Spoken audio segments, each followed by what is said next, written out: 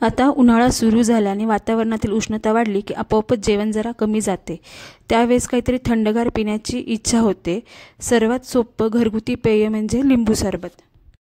फ्रीजमधले साठवून ठेवलेले पदार्थ जास्त दिवस ठेवून खाऊ नये म्हणून मी उन्हाळ्याच्या सुरुवातीलाच म्हणजे फेब्रुवारीच्या एंडिंगला आणि मार्चच्या सुरुवातीला हे लिंबू सरबताचं प्रीमिक्स बनवून ठेवते। या वेळेत लिंबू खूप जास्त महागही नसतात। नमस्कार, नमन फूड्स अँड ट्रॅव्हल्स डेली व्लॉगमध्ये तुम्हा सर्वांचे मनापासून स्वागत। आज आपण बनवणार आहोत लिंबू सरबतचं प्रीमिक्स। यासाठी मी इथे घेतले आहेत 15 लिंबू। या लिंबांचा आपण रस काढून घेणार आहोत। लिंबू आधी आपण हाताने गोल फिरून मऊ करून घेणार आहोत। मऊ केला की त्याचा रस पट निघायला खूप सोपं जातं। पूर्ण सगळ्या बाजूंनी मग तो छान दाबला जातो। आता हे लिंबू मी कापून घेणार आहे। लिंबू कापताना नेहमी आडवच कापायचं, त्यामुळे काय होतं रस व्यवस्थित पडतो।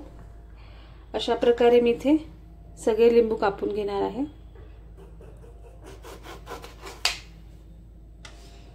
रस बघा, आत्ताच लिंबांमधून रस बाहेर पडतोय, म्हणून हे मऊ करून घ्यायचे असतात। अशा प्रकारे मी सर्व लिंब कापून घेत आहे। सगळे लिंबू मी इथे कापून घेतलेले आहेत। आता आपण याचा रस काढून घेणार आहोत।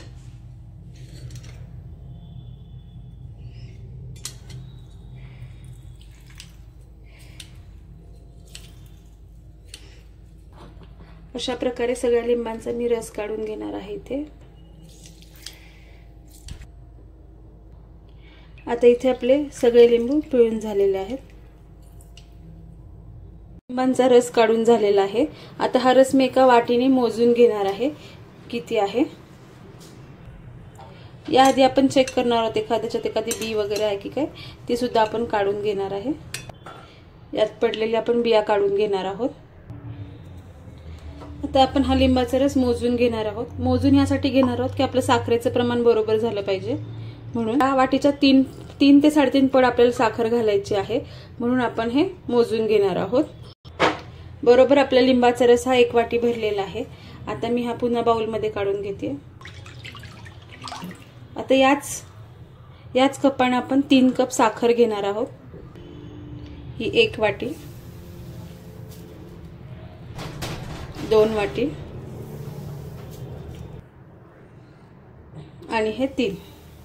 अशा प्रकारे आपण 3 वाट्या साखर यामध्ये घालून घेतलेल्या आहेत। आपल्या लिंबाचा रस आणि साखर याचं मिश्रण आता आपण चांगलं हलवून घेणार आहोत। आणि हलवून झालं की आपण ताटामध्ये काढून घेणार आहोत। साधारणतः 2 ताटं लागणार आहेत आपल्याला हे मिश्रण अर्ध अर्ध करून घालायला।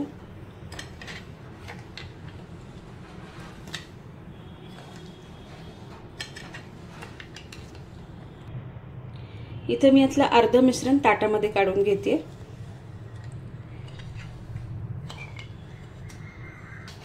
तुम्ही एका ताटात केलं तरी चालेल।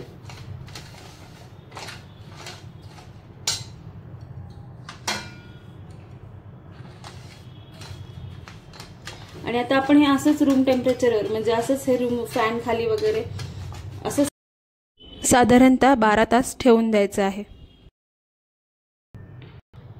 अशा पद्धतीने मी एका ताटात काढून घेतलेलं आहे। आता हे मी दुसऱ्या ताटामध्ये काढून घेतलेलं आहे राहिलेलं मिश्रण। हे जे मिश्रण आहे हे एकदम हलक्या हाताने एकत्र करायचं असतं, त्याला जास्त दाब देऊन वगैरे चालत नाही।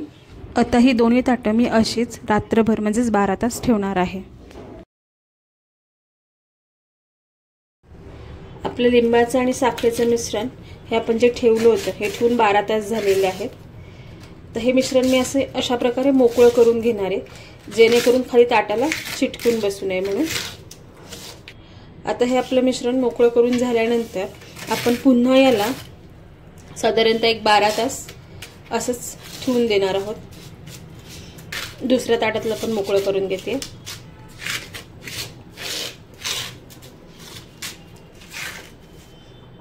आज आपला 3रा दिवस आहे। आपले पुन्हा 12 तास झालेले आहेत। बऱ्यापैकी लिंबाचा रस आणि साखरेचा आता खडी साखरेसारखं झालेलं आहे, तुम्ही बघू शकता। पण आपण याला आणखीन आणखीन एक दिवस ठेवणार आहोत. पुन्हा हे सगळं मी जेवढं जमेल तेवढं काढून घेणार आहे, मोकळं करून घेणार आहे. कारण का आपल्याला पूर्ण कोरडं होऊन द्यायचं म्हणजे ते लवकर खराब होत नाही. आता आपलं बऱ्यापैकी झालेलं आहे, थोडंसं राहिलेलं आहे. मग आज आणखीन मी 12 तास ठेवणार आहे. पण हे सगळं मोकळं करून घ्यायचंय आणि मग पुन्हा 12 तास ठेवून द्यायचं.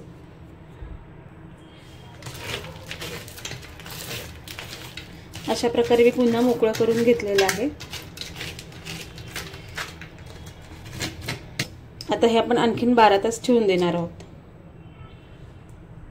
ताटातलं मिश्रण मी एका ताटात करून घेतलेलं आहे. आता आपलं हे 4 दिवस पूर्ण झालेले आहेत आपलं मिश्रण ठेवून.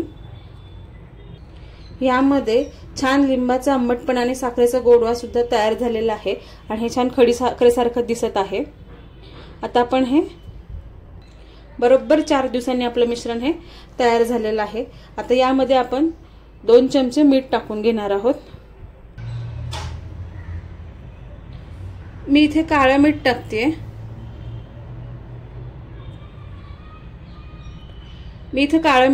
तुमच्याकडे जे मीठ असेल ते तुम्ही टाकू शकता. आपण हे 2 चमचे टाकून घेणार आहोत.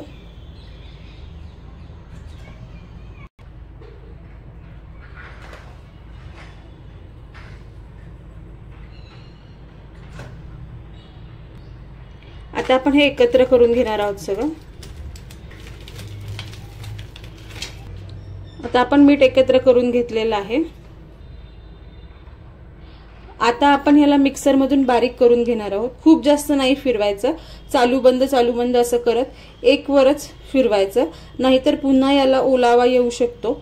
आणि आपण साखर जशी वाटतो म्हणजे पिठी साखरेसाठी आपण साखर जशी बारीक करतो त्याच पद्धतीने हे बारीक करून घ्यायचं आहे. चला तर मी बारीक करून घेते. हे आपली छान पावडर बनून तयार झालेली आहे.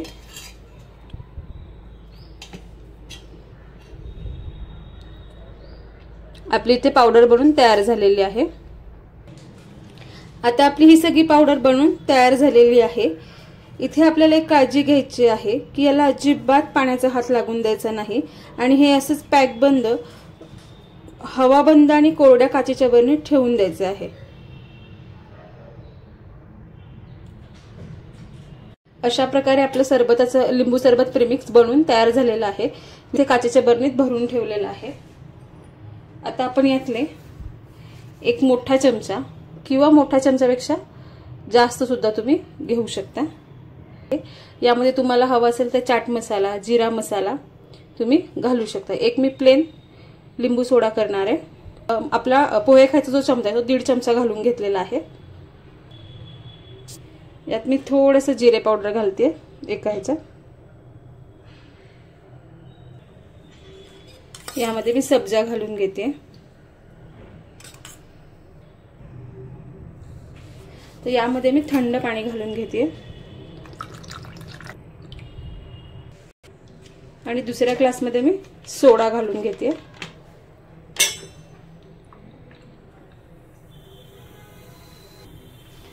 आपलं लिंबू सरबत, लिंबू सोडा अगदी एक अर्ध्या मिनिटात बनून तयार झालेलं आहे. तर हे मी हलवून घेते.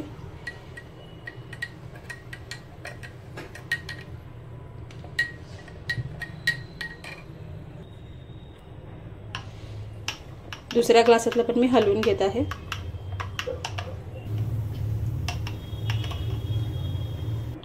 अशा प्रकारे आपला लिंबू सोडा आणि लिंबू सरबत दोन्ही तयार झालेलं आहे.